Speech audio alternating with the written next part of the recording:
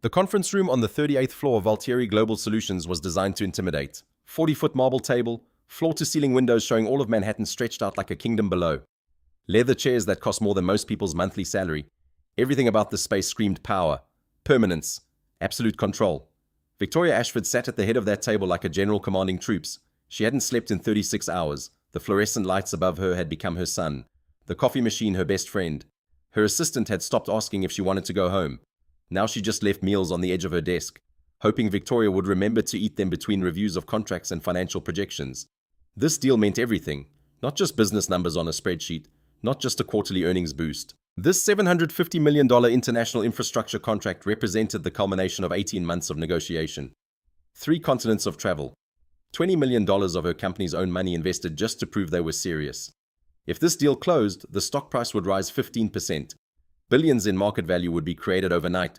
Her legacy would be cemented. She would finally, definitively, have proven that a woman from an immigrant family could climb higher than anyone else thought possible. If it failed, she'd be remembered as the CEO who let a deal of this magnitude collapse. The board would question her leadership. Her rivals would circle like sharks smelling blood. The company's competitors would sense weakness.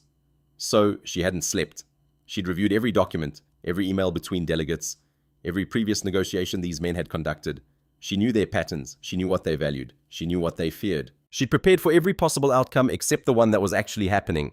The Brazilian delegate, Roberto Marques, had arrived at 9 in the morning sharp. Silver hair, bearing of a man who'd negotiated with governments. His suit probably cost $15,000. His watch alone was a statement of success. Behind him came the others. Chinese delegate from Shanghai. German manufacturing representative. Japanese executive who'd held the same position for 23 years. In that culture, that meant he was extremely respected and extremely careful. Frenchman who'd brought his own translator, which was insulting. Saudi Arabian representative who barely spoke English. Portuguese woman in her 40s taking notes on everything. South Korean executive who'd made it clear his company was still on the fence. 8 different cultures. 8 different ways of doing business. 8 different sets of expectations about what respect looked like, what honesty sounded like, what genuine partnership meant. This was what made international negotiations so brutally difficult. It wasn't just about money. It was about understanding thousands of years of cultural context. It was about knowing that in some cultures, direct eye contact meant respect and honesty. In others, it meant aggression, disrespect. A long pause could mean thoughtfulness in one culture and outright rejection in another. The same word could have completely different meanings depending on the tone of voice used to say it. And so far, 12 interpreters had failed to bridge those gaps. The first interpreter, Rebecca Martinez, had lasted 40 minutes. Ivy League education, perfect credentials, all the right papers. She'd gotten the words right but missed the cultural weight entirely. When the Saudi delegate asked about the company's commitment to long-term partnership based on mutual respect and shared values, Rebecca had translated it as a question about financial stability. It made it sound like the Saudi delegate was doubting whether the company could even afford the project. That wasn't what he'd asked at all. The Saudi delegate had noticed immediately. His expression had changed. He'd stood up and requested a replacement. 40 minutes lost, and a relationship potentially damaged beyond repair. The second interpreter was James Chen. 15 years of experience, worked for the State Department, had lived in Beijing for 7 years and Sao Paulo for 5. On paper, he should have been perfect, but he'd missed the cultural weight of a Brazilian silence. When Roberto had listened to the profit-sharing presentation and then gone completely silent for 20 seconds, that silence meant something very specific in Brazilian culture. It meant he was taking the proposal seriously. It meant he was thinking deeply about what was being offered. It meant he was processing the significance of what was being said. James had interpreted it as rejection. He'd told Victoria, the Brazilian delegation has concerns about the profit-sharing structure, which made it sound like Roberto was about to reject the entire proposal. That wasn't what he'd communicated at all. Roberto had stood up immediately. He needed to consult with his team. He'd been gone for 30 minutes. When he came back, everything had shifted. He was more guarded, less willing to engage, less willing to trust. By the time the 10th interpreter sat down, Victoria could feel the room falling apart, not all at once, but inevitably. Delegate by delegate, the international representatives were becoming more hostile, more closed off, more convinced they were dealing with a company that didn't understand them, and didn't care to try. The Chinese delegate had gone completely silent, not angry. Silence was worse than anger. Silence meant he'd made a decision and was no longer open to negotiation. The Saudi representative had stood up twice to leave. The Portuguese woman had stopped taking notes. She was just staring at the table. The German woman was checking her watch. The Frenchman had made a comment, very quietly, about the quality of the interpretations. By the time David Chen, the 12th interpreter, sat down, Victoria knew she had maybe 3 minutes. 3 minutes before these delegates walked out of the room permanently, before the deal died, before everything she'd built came crashing down, David was 28 years old, perfect credentials on paper, had learned Mandarin in a classroom, passed all his certifications with flying colors, had all the right papers and the right qualifications, but he'd never actually lived in China. He'd never navigated real conversations with real people who didn't speak slowly just because he was learning. He was nervous. His hands trembled as he adjusted his earpiece. He kept clearing his throat. He looked down at his notes instead of making eye contact with the delegates. When the Chinese delegate spoke, David was translating from a recording the company had made. The delegate said in perfect Mandarin, "We are honored by your partnership vision. We see tremendous potential for mutual growth and shared success. However, we need deeper understanding of your company's long-term commitment to investing in our shared vision." It was a nuanced statement, positive overall with a request for clarification. It was the kind of statement that shows respect and interest, while also indicating that specific concerns need to be addressed. David translated it as, "We have significant concerns about your company's commitment to this project. We are not confident in your long-term vision." The room went absolutely silent. Victoria watched the Chinese delegate's expression change. From engaged to cold, he looked directly at her. His eyes said everything. "You have just told me you don't trust me. You have just told me we are not partners. You have just told me this negotiation is over." The Chinese delegate stood up. Victoria's heart stopped. She could feel it actually stop in her chest. 36 hours without sleep, 18 months of negotiation, $20 million of company investment, her entire legacy, all about to walk out the door. That's when the knock came. It was a quiet knock, not aggressive, not demanding, just a simple knock that said, "I'm here, I need to come in." Everyone in the room looked up. The door was slightly open. Through it, Victoria could see a man in a worn navy uniform, a janitor. He was holding a mop. "Sir," Victoria said coldly, "I need you to leave, now." But the man stepped into the doorway anyway. His name was Marcus Reed, and he was about to change everything. Part 2. The Invisible Man Before the Moment. 3 hours earlier, Marcus had no idea any of this was happening. He was thinking about Rosa. Rosa was a mother of 3 who'd come to his Saturday morning language session for the past 8 weeks. She was from Hanoi, Vietnam. She'd been in America for 3 years. Her English was broken but improving every single week. She was learning because her youngest child, a daughter named Lynn, was struggling in school. The teacher had requested a parent-teacher conference. Rosa wanted to be able to advocate for her daughter. She wanted to understand what the teacher was saying, instead of just nodding and smiling, instead of hoping for the best. Last Saturday, during the session, Rosa had a breakthrough moment. She'd been learning phrases about parent-teacher conferences. Marcus had taught her vocabulary about academic performance, about learning styles, about the different ways children process information. He'd taught her how to ask questions, how to advocate, how to make her voice heard in a system that often didn't listen to parents who didn't speak English fluently. And then at the end of the session, Rosa had said something that made Marcus understand why he did this work. "I want to help my daughter learn English too. I want to show her that I am trying. I want to show her that it is never too late to learn, even for a mother. Even when you are tired and busy and you have to work 2 jobs. When she said that, Marcus had felt something in his chest, a kind of quiet joy, the kind you don't get from promotions or money or any of the things people usually chase. Just the simple fact that he'd helped someone understand something important, that he'd helped someone become less invisible, in a system that often rendered people like her completely invisible. As Marcus mopped the lobby floor of the Valtieri building at 5:30 in the morning, he was thinking about what he could teach Rosa next. Maybe some phrases about parent-teacher conferences, maybe some language about how to write an email to a teacher, maybe some vocabulary about advocating for your child in a school system that doesn't always understand where you come from. The building was quiet at this hour. Most of the people who worked here were still asleep.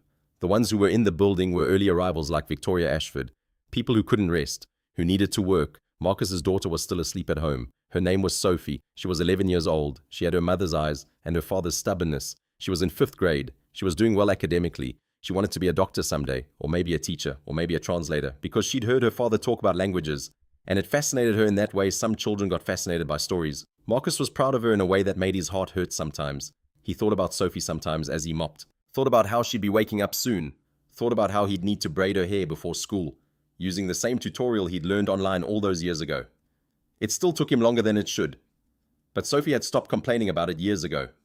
She'd learned patience from watching her father. How he'd pack her lunch in the same purple thermos that Margaret had chosen, the one that still somehow felt like it contained a piece of his wife, even after all these years. A man in an expensive Italian suit came through the revolving doors while Marcus was mopping. The man was on his phone, not paying attention, the kind of carelessness that only people used to having other people accommodate them could manage. He wore dress shoes with Italian leather heels. His suit cost more than Marcus made in a month. His phone looked like it cost a week's salary. The man wasn't looking down, wasn't paying attention to where he was walking, was moving with the kind of certainty that comes from never having experienced real consequences for not paying attention. Marcus had already mopped this section. The floor was gleaming. He'd put up a wet floor sign, clearly visible. Any person paying attention would have seen it. The man was not paying attention. He walked directly toward the puddle. Marcus had about 2 seconds to decide what to do. He could let it happen. The man would slip. He'd fall. He'd learn a lesson about paying attention. It would have been satisfying in a small way. There was something just about consequences, catching up with people who moved through the world without looking. But Marcus thought about Sophie, thought about how she'd inherited her father's instinct, the instinct to help people, even when it cost something. Thought about what she'd say if she knew he'd let someone fall when he could have prevented it. So he stepped in. He moved quickly, directly into the man's path. Hands up. "Sir, the floor is..." But the man's momentum was already too much. He crashed directly into Marcus. His expensive phone flew across the marble floor, sliding 20 feet before it hit a planter and shattered. His leather briefcase came open, papers scattered everywhere like leaves in wind. Important-looking papers, papers with signatures on them, papers that looked like they mattered. The man fell hard on his right side. His right knee took the impact. He went down with a cry of pain. For a moment there was only silence. Just the sound of papers settling on the marble floor. Then the man started cursing. In English and Mandarin. Loud enough that even at 5:30 in the morning, when the building was mostly empty, his voice echoed through the cavernous space. But Marcus didn't apologize for existing. That was the thing about him. He was quiet, but he wasn't small. He wasn't the kind of person who shrinks away and makes himself smaller when things went wrong. He didn't take responsibility for other people's carelessness. He kneeled down immediately and helped the man to his feet with steady hands. "Your knee," Marcus said. It wasn't a question. He was assessing the damage, checking whether the man could stand, whether anything was broken, whether this was something that would heal or something that would need serious medical attention. The man looked at Marcus like he was trying to place where he'd seen him before and couldn't. There was confusion in his eyes, and pain, and the growing panic of someone who was about to be late for something important. "Can you put weight on it?" Marcus asked. The man tested it carefully. He flinched, but he nodded. "Okay, that's good. Not broken probably, but ice it, now. You need to go to first aid. Tell them to ice it for 15 minutes before you do anything else." "I have a meeting in 4 minutes, the man said, looking at his watch with genuine panic. His papers were scattered across the marble floor. His suit jacket was wet from the puddle. His briefcase was broken. The hinge was bent at an angle that suggested it wouldn't close properly again. The man's hands were shaking, just slightly. But Marcus noticed it. This was someone who was supposed to be somewhere important, someone who had expectations placed on him, someone who was about to be late for something that mattered. Marcus looked at him for a moment. Then he looked at the scattered papers. Then he made a choice that would echo through the next several months of his life, a choice that would completely change the trajectory of Victoria Ashford's future. He didn't clock out, didn't radio anyone, didn't fill out an incident report, didn't follow any of the protocols. He just started moving. Fast but not frantic, the pace of someone who knows how to work under pressure, the pace of someone who has learned through years of practice how to assess a situation and respond efficiently. He gathered the papers, sorted them by signature and company logo. There were contract amendments, financial projections, correspondence with government officials, all of it scattered across the floor, all of it important. His movements were economical, efficient, the work of someone who had been doing difficult things under pressure for a very long time. He organized everything back into the broken briefcase, held it closed with one hand while he helped the man to his feet with the other. "Go," he said. "West elevator. It's faster. When you get there, tell them your name. Tell them you were the guy they brought in from Shanghai last month. How did you... Your briefcase tag. Valtieri Global, 38th floor. I see the roster." The man stared at him for a moment. This janitor. This man in a worn uniform. This man who had just helped him despite having no obligation to do so. Despite having nothing to gain from it. The man's hands were still shaking, but his eyes had changed. There was recognition in them. There was gratitude. Then he took his briefcase and ran for the elevator. Marcus watched him go. Then he went back to mopping. He had no idea that man had just been pulled into an emergency boardroom meeting. That he was the Chinese delegate who represented $1 billion investment from Shanghai. That in exactly 3 hours, the fate of a $750 million contract would depend on someone remembering that a janitor had helped him. He had no idea that his choice to help a stranger, made in 4 minutes in an empty lobby, would set off a chain of events that would change his life. And the life of Victoria Ashford forever. He just mopped the floor. He mopped it carefully, paying attention to the corners, making sure there were no spots he'd missed, making sure that the next person who walked across this marble would be safe. wouldn't slip, wouldn't fall. That was what he did. He cleaned, he helped, he showed up, and he never expected anything in return. Part 3. The moment Victoria Ashford lost her blindness. 1 month before the boardroom crisis, Victoria Ashford was working late in her office. It was 8 o'clock on a Thursday night. Most of the building was empty, but Victoria was still at her desk. She had no plans to leave before 10, usually not before midnight. She was reviewing a marketing presentation, a presentation that was supposed to highlight the company's strengths, make investors excited about the $750 million deal, a presentation that was supposed to convince 8 of the most powerful business figures from 8 different countries that Valtteri Global Solutions was the partner they wanted for the next decade of their lives. It was terrible. It was generic, boring. It was something that any company could have produced.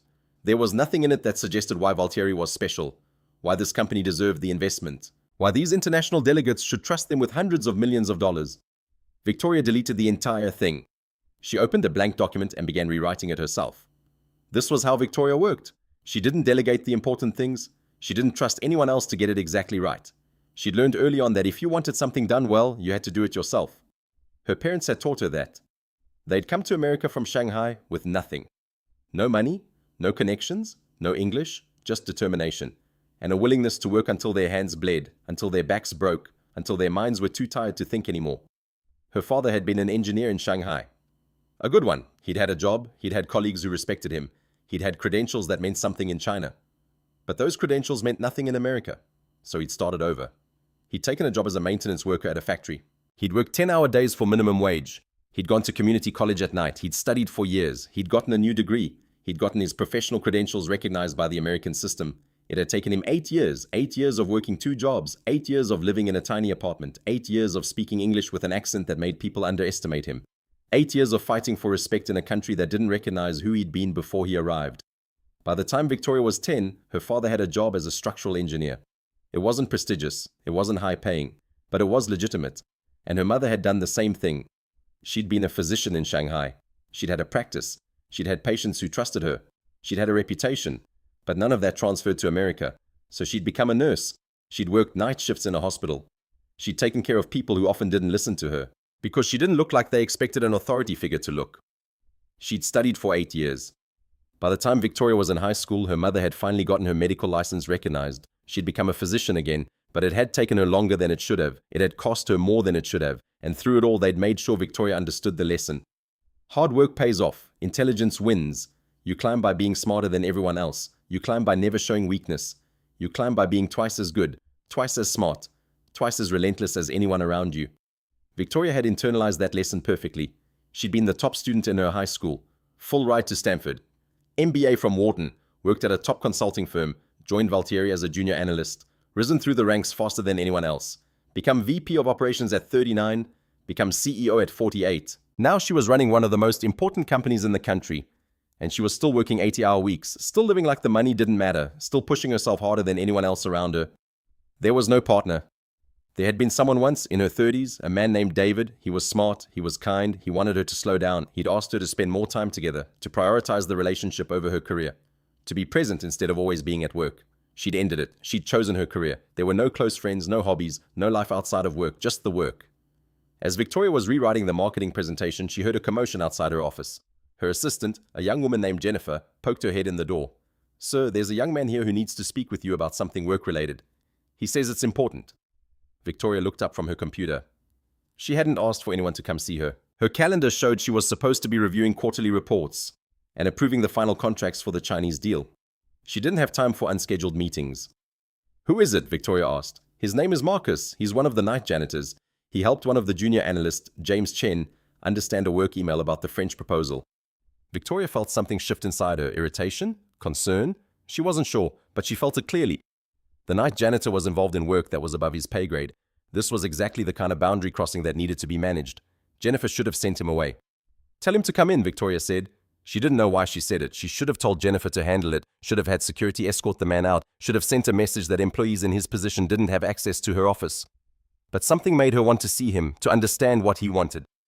Marcus came in carefully, like he wasn't sure if he was allowed to be there. He was wearing his janitor uniform. It was clean, but it was worn. His shoes were worn. His uniform was faded. Everything about him said, "I have a lower status job. I am not supposed to be in the corner office of the CEO." He sat down across from Victoria without being invited to sit. That surprised her. Usually people in his position were more deferential, more apologetic about taking up her time, more aware of the social hierarchy. This man just sat down like he was an equal. "I wanted to talk to you about James," Marcus said, "about the work he's doing." Victoria leaned back in her chair. This was unusual. This was unexpected. "What about it?" she said. "I helped him understand some French language context on a proposal, but I wanted to make sure that was okay. I didn't want to overstep or anything. I know I'm just a janitor. I know I'm not supposed to be doing that kind of work. I just saw that he was struggling, and I thought I could help." Victoria looked at this man, really looked at him for the first time. He was calm, he was respectful. But he wasn't apologetic, he wasn't making himself small, he wasn't assuming that she was angry at him for stepping outside his role. He was just telling her what he'd done and why he'd done it.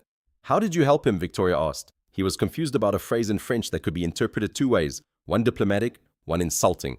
I explained the cultural context. I helped him understand which interpretation was more likely based on the tone of the email and who it was from.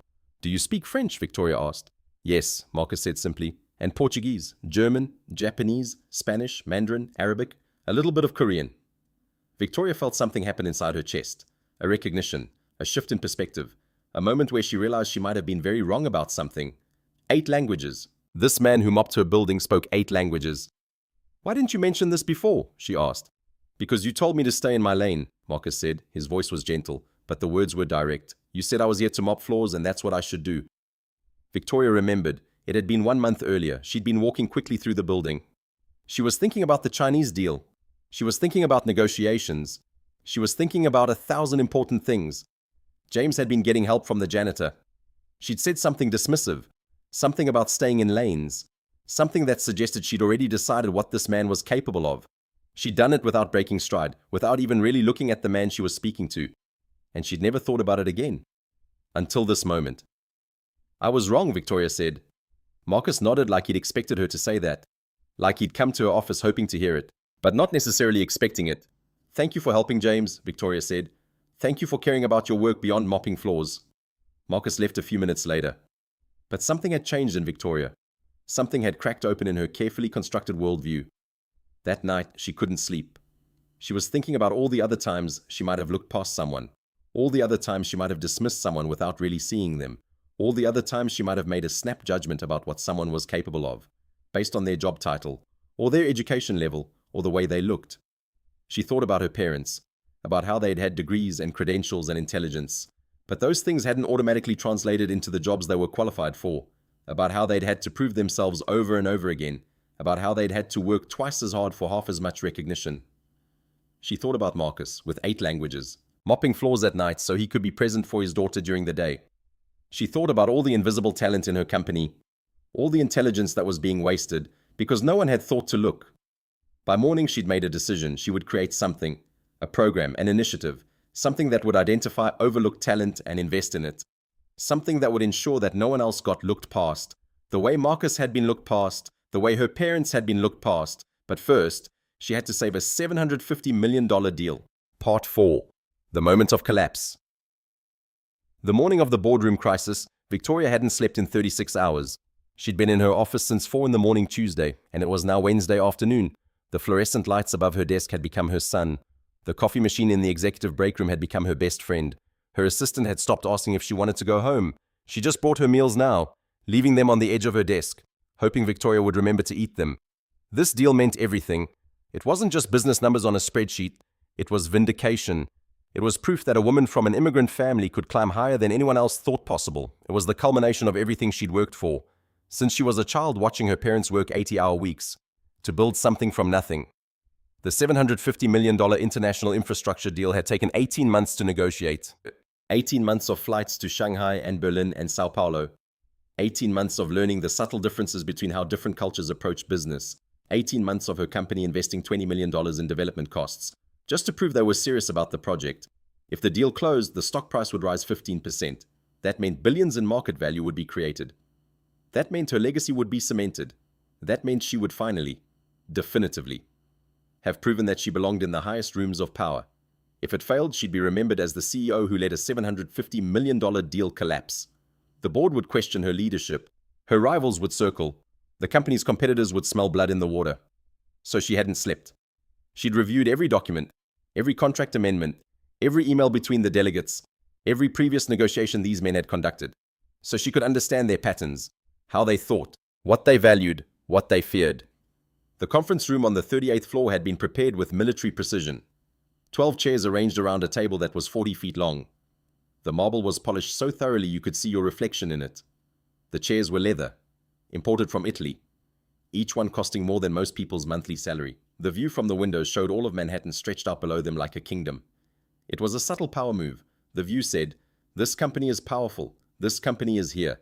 This company will outlast any competitor. This company is where decisions that matter actually get made." The Brazilian delegate arrived first at 9 in the morning sharp. His name was Roberto Marques. He was in his 60s, silver hair, bearing of a man who had negotiated with governments and presidents. He carried himself with the weight of someone whose word meant something. Behind him came the others: China, Germany, Japan, France, Saudi Arabia, Portugal, South Korea. Each one represented a different culture, a different way of doing business, a different set of expectations and etiquette. This was what made international negotiation so brutally difficult. It wasn't just about money, it was about understanding thousands of years of cultural context. It was about knowing that in some cultures, direct eye contact meant respect. In others, it meant aggression. That a long pause could mean thoughtfulness in one language and impatience in another. That the same word could have completely different meanings, depending on the tone of voice used.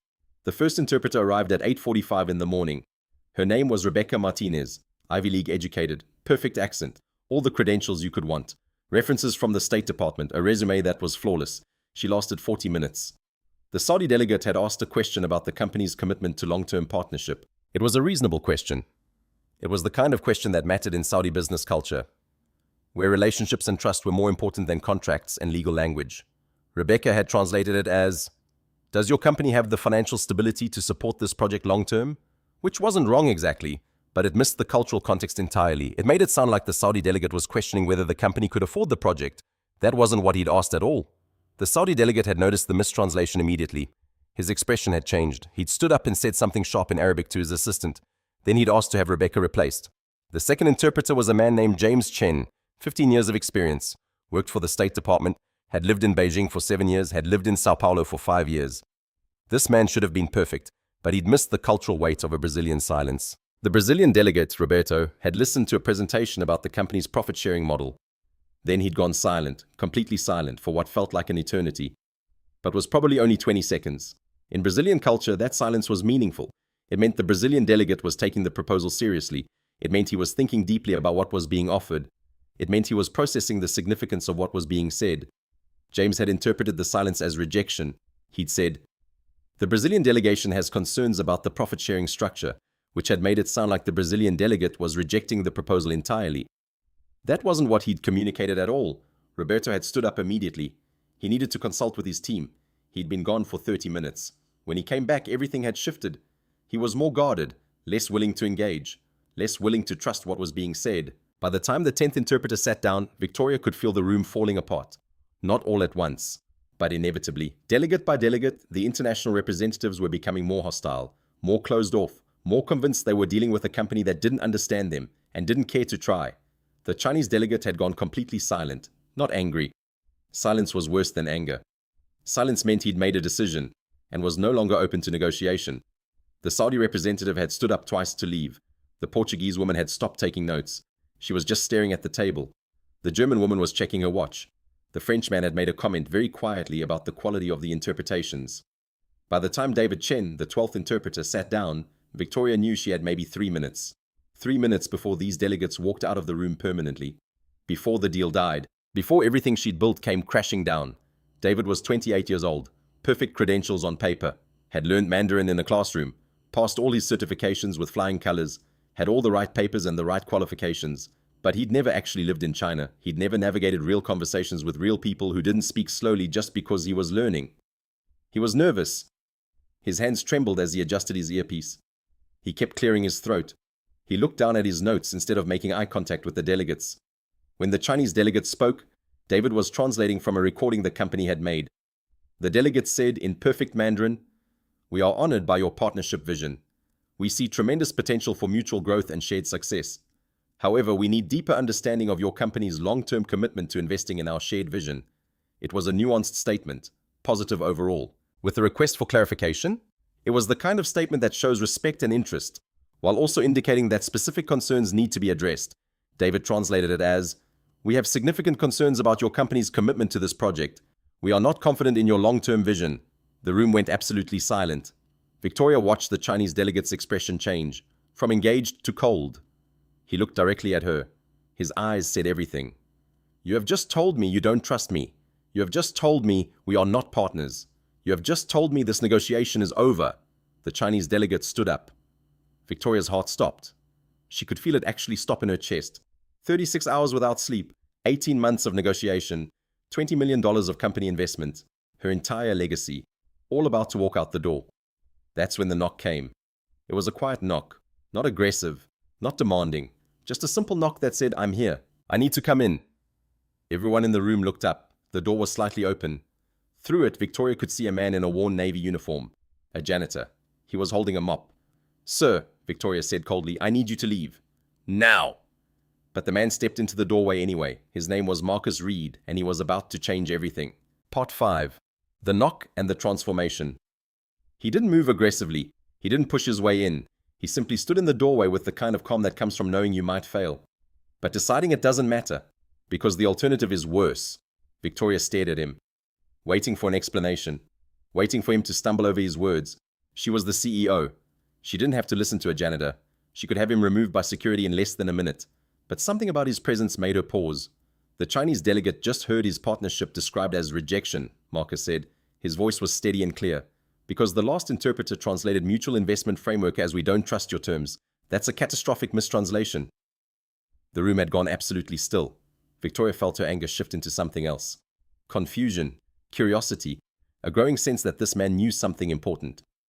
In Mandarin, Marcus continued, "That phrase is built on centuries of relationship-building tradition. It's not just about the business transaction. It's about offering a commitment to build something together that will last for years. It's not a statement of doubt. It's a statement of potential." He looked at the Chinese delegate directly. "The Brazilian delegate heard aggressive when Portuguese meant diplomatic," Marcus continued. "And the Saudi representative heard himself being patronized when the speaker was being careful to be respectful. These aren't small mistakes. These are the kinds of mistranslations that destroy trust before it even has a chance to form." The Chinese delegate was looking at Marcus now, with an expression that had shifted from cold anger to something that looked like recognition. "You speak Mandarin," the delegate said. "It wasn't a question." "Well enough, if you let me try." Victoria wanted to stop this. Every professional instinct was telling her to remove this man from the room, to restore order, to get back to business, but she couldn't move. She couldn't speak. Something was happening that she didn't fully understand, but she recognized that it mattered. The Chinese delegate gestured to the empty interpreter chair without looking at Victoria. "Let him try," the delegate said. Marcus took the seat. He didn't ask for permission. He didn't apologize for his worn uniform, or his lack of credentials, or the fact that he was a janitor in a room full of people in expensive suits. He simply sat down and asked for the original recordings to be played again. What happened in the next 8 minutes would become the reason Victoria Ashford would spend the next several months, re-evaluating everything she thought she knew about talent, value, and who deserved to be seen. Marcus listened to the original Mandarin recordings with the kind of focus that suggested he was hearing something no one else in the room could access. His eyes were closed. His hands were still. He was completely present. When he began to translate, it was like watching someone unlock a door that had been locked for hours. He didn't just translate the words, he translated the meaning behind the words. He explained the cultural weight that lived between the syllables. He showed them what had been lost in translation. He showed them what they'd almost destroyed, without even realizing it. When the Chinese delegate had used that phrase about investment, Marcus explained what it really meant. In Mandarin, he said, "When someone uses this phrase, they're offering you not just a business transaction, but a commitment to building something together that will last for years. It's a very serious offer. It's an offer of trust. It carries the weight of centuries of partnership tradition. To reject that without understanding its significance is to reject not just a business proposal, but a gesture of profound respect." The Chinese delegate nodded. His expression had changed completely. He was starting to understand that he had been heard, that someone finally understood what he was trying to say. When Marcus explained what the Brazilian delegate's silence had meant, Roberto leaned back in his chair. A physical shift from hostility to openness, a sign that the emotional temperature in the room had changed. Marcus described the moment of silence as a moment of appreciation. In Brazilian business culture, he explained, silence after a proposal is not rejection. It's the sound of a man thinking carefully about something important. It's the sound of respect. It's the sound of someone taking you seriously enough to truly consider what you've said. When Marcus described the Saudi representative's formal register explaining that it showed honor and respect, not distance, The older man actually smiled. A small smile, but real. A smile that said, finally. Finally, someone understands. By the time Marcus had translated and explained all three critical moments that the previous interpreters had bungled, the energy in the entire room had transformed. The delegates were no longer hostile. They were engaged. They were interested. They were ready to continue the conversation. By minute 8, when Victoria quietly asked to resume the negotiation, nobody objected. What happened over the next hour was something she would replay in her mind for years afterward. The delegates came to agreement on the terms. Not easily, but genuinely. They signed the contract. The $750 million deal was saved. When it was all over, when everyone was shaking hands and gathering their papers, the Chinese delegate approached Marcus and spoke to him in Mandarin. His words meant, thank you for hearing us, not thank you for translating, not thank you for fixing the deal, but thank you for hearing us, for seeing us, for understanding. As Marcus turned to leave the boardroom, his eyes met Victoria's for just a moment. In that moment, she saw him, really saw him, for the first time. And everything changed. Part 6. The Private Confession. 30 minutes after the boardroom negotiation concluded, Victoria found Marcus loading his mop cart back into the supply closet on the 38th floor. The sun was higher now. The morning had turned into midday. The building was filling up with people. Meetings were starting. The ordinary rhythm of the workday was resuming, as if nothing momentous had just happened. But something had. Marcus was alone in the hallway when Victoria found him. He was loading supplies. He was cleaning out his cart. He was moving like someone who was used to doing his job, regardless of what had happened earlier. Like he hadn't just saved a $750 million deal. Like he hadn't just changed his own life, and the life of the woman who owned the company. Victoria had changed out of her blazer. She'd brushed her hair. She'd composed herself as much as she could. She appeared in the doorway of the supply closet. Marcus looked up. I need to speak with you, she said. Not as a CEO. Not as someone who could fire him or promote him or change his life. Just as someone who needed to talk to him. He followed her to the small conference room. The one on the 38th floor with the blinds half open, where morning light came through at angles. That somehow made ordinary rooms feel quietly important. There were already 2 cups of coffee on the table when they arrived. She had ordered them before she found him.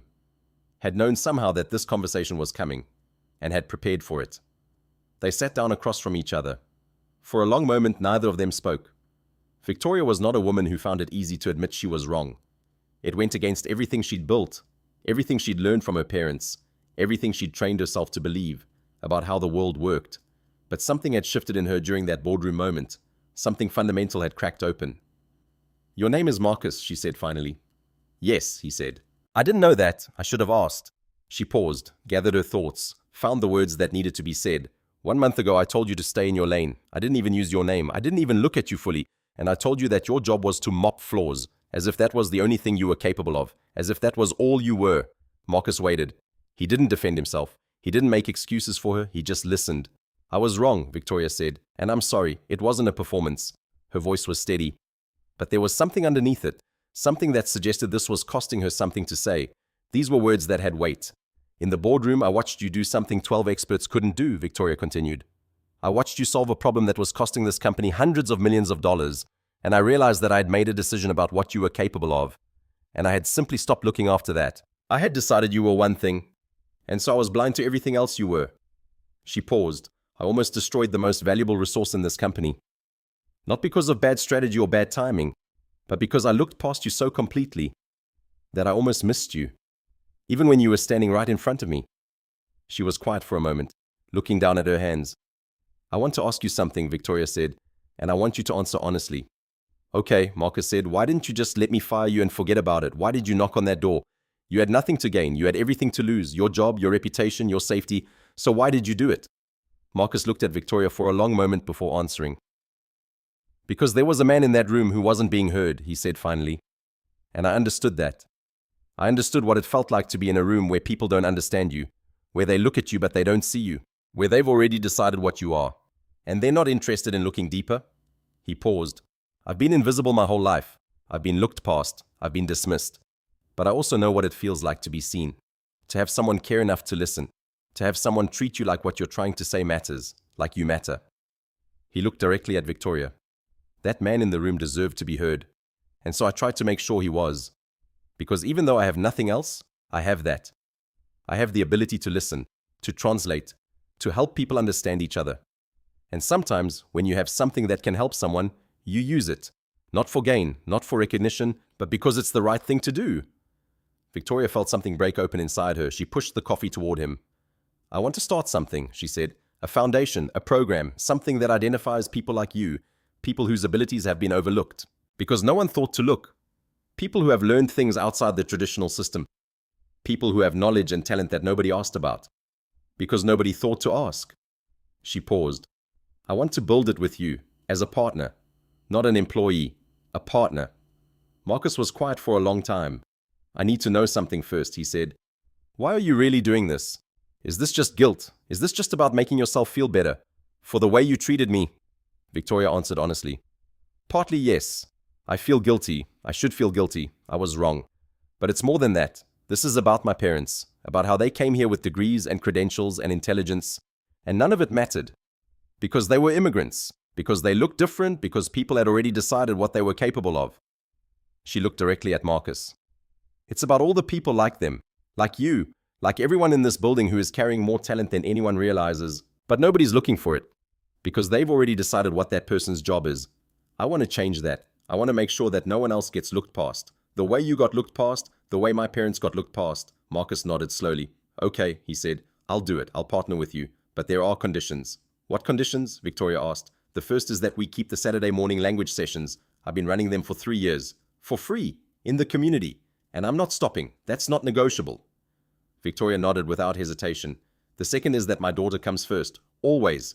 If there's a conflict between my work with the foundation and my responsibilities to her, my daughter wins. I didn't turn down my scholarship and spend years working at night just so I could abandon her for a career. Victoria nodded again. The third is that we do this right. We don't do performative charity. We don't do something that just makes us look good. We find real talent. We invest in real people. We actually change lives. Not for a photo opportunity, just because it's the right thing to do. Victoria felt something settle inside her. This man, this quiet man who mopped floors at night and spoke 8 languages and had raised his daughter alone after losing his wife. This man who had the integrity to set conditions instead of just accepting what was offered. This was the kind of person worth building something with. Agreed, she said, all 3 conditions, no negotiation. They shook hands across the table, and in that moment, in that small conference room with the morning light coming through, at just the right angle, 2 people from completely different worlds chose to see each other as human. Part 7. The Ripple Effect. For the next 3 weeks, Victoria couldn't think about anything else.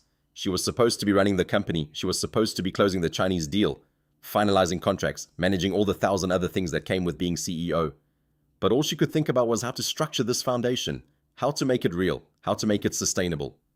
She drafted announcements, she revised them, she deleted them, she started over. She kept thinking about what she wanted to say, how she wanted to frame this. And finally, 3 days before the all-hands meeting, she realized something. She couldn't frame it. She couldn't make it sound like strategy. It was confession. It was an admission that she had been wrong, that she had looked past people, that she had built her career on assumptions, instead of seeing what was really in front of her. So that's what she wrote. She wrote about the moment she told Marcus to stay in his lane, about how she'd been walking fast and hadn't looked at him, about how she almost cost the company $750 million because she wasn't paying attention. She wrote about her parents, about how they'd had to fight for recognition, about how she'd internalized the lesson that value came from credentials instead of from character. She wrote about Marcus speaking 8 languages that nobody knew about him mopping floors at night so he could be present for his daughter during the day, about him running Saturday morning language sessions for free, because he cared about people. She wrote about what it meant to see someone, really see them, not what they looked like, not their job title, but who they actually were. And she wrote about the foundation, not as a business initiative, but as a commitment to never let anyone else get looked past. The auditorium was full on the day of the announcement.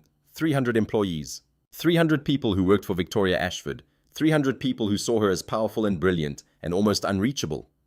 Victoria stood at the front of the auditorium. She looked different than she normally did. Not smaller, but more present, more real, like something in her had shifted and couldn't shift back. Before she said anything about the Unseen Talent Initiative, she told them about Marcus. 1 week ago, she said, I dismissed someone, not for a good reason, not because he lacked ability, but because I didn't take the time to look past what I expected to see. The room was quiet. This wasn't how the CEO normally spoke. I told him to stay in his lane. I did it without breaking stride. I did it without looking at him fully, and I did it so completely that I almost missed the most valuable thing he had to offer. She paused. That man walked into a room 1 week ago where he wasn't invited, a room where 12 experts had already failed, a room that was about to cost this company $750 million. And he did something those 12 experts couldn't do. He made people understand each other. She let that sit in the room. He speaks 8 languages. All of them learned outside of universities. All of them learned through conversation and showing up for other people.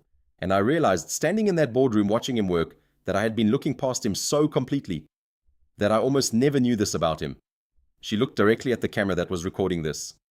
I realized that day that if I almost missed someone that visible in a crisis, how many people am I missing every day? How many of our best solutions are standing in our hallways, invisible, because no one thought to look? She stepped to the side of the slide. This initiative exists because I was wrong, and because I don't want that to happen again. Not here, not ever. The Unseen Talent Initiative is for people like Marcus Reed, people whose abilities are real, but undocumented. Knowledge built through genuine care for others, not through credentials, experience earned outside the classroom, the kind of talent that never gets asked about. Because no one thinks to ask the question. She paused. We had a $750 million answer to a $750 million problem. Standing in our hallway, we almost sent it away. That is a failure of our imagination. And this initiative is how we correct it, not just once, but as a practice. The applause started slowly. Then it became the real kind. Not polite applause, the kind that comes from a room that understands it just heard the truth. Marcus was not in that room. He was 1 floor below, walking 3 junior analysts through the proper structure of a formal business letter. The kind where tone matters as much as content, where getting it right can change what someone believes is possible. He found out about the announcement the next morning, when a colleague forwarded him a video clip. He watched it at his kitchen table. His coffee went cold. His daughter, Sophie, sat beside him eating cereal. She didn't ask why he was quiet, because she had always understood quiet, better than most people twice her age. She reached over and put her small hand on top of his. They sat together in the morning light, in their ordinary kitchen, in a moment that felt sacred. Over the next months, everything changed. The foundation was established. Victoria invested her own money into it, real money, millions of dollars, not for a tax write-off, not for publicity, just because she decided it was the right thing to do. Marcus left his job as a night janitor. He became the director of community education for the Unseen Foundation. The Saturday morning language sessions expanded. They moved from the folding table outside the community center to an actual building, a room that was climate controlled, with reliable electricity and space for more people. A retired postal worker named Gerald became a regular, learning enough Spanish to talk to his new next-door neighbors. He brought pound cake to every session from his 3rd week onward, because he said learning goes better with something sweet. Sophie started coming to help. She was 7 years old. She set out the chairs and refilled water cups and corrected people's pronunciation with the gentle authority of someone who had been raised by a very patient man and absorbed every bit of it. She had her mother's eyes and her father's steadiness. A mother from Vietnam finally helped her daughter with homework in both languages.